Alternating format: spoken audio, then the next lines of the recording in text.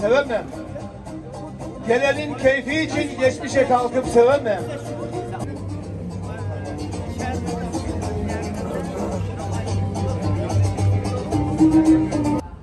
Tepkiye şunun için bunu bir eski yapıp koyaydıdır.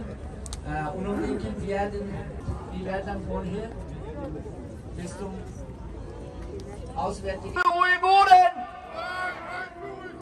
Freiheit für Uiguren! Freiheit für Uiguren! Freiheit für Uiguren! Freiheit für Uiguren! Freiheit für Uiguren! Freiheit für Uiguren! Freiheit für Uiguren!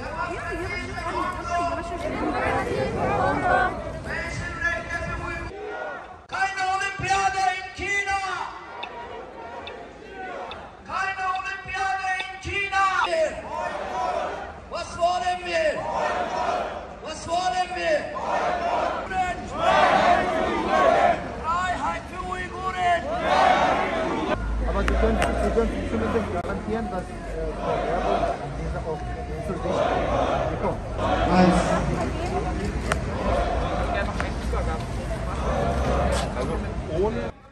Trotz diesem massiven und gravierenden Menschenrechtsverbrechen hält das IOC an China als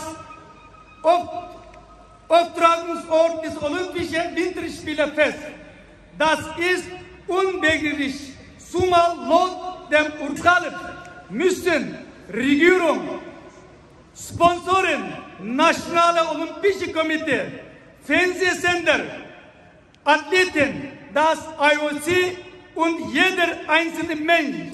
Angesichts der gravierenden Menschenrechtsverletzungen ist es nicht hinnehmbar, dass die Spiele dort stattfinden. Der Boykott einiger Länder ist nichts außer ein Witz. Einige Länder haben beschlossen, keine politischen Repräsentanten nach Peking zu schicken und wollen damit der chinesischen Regierung ihre Unzufriedenheit zeigen.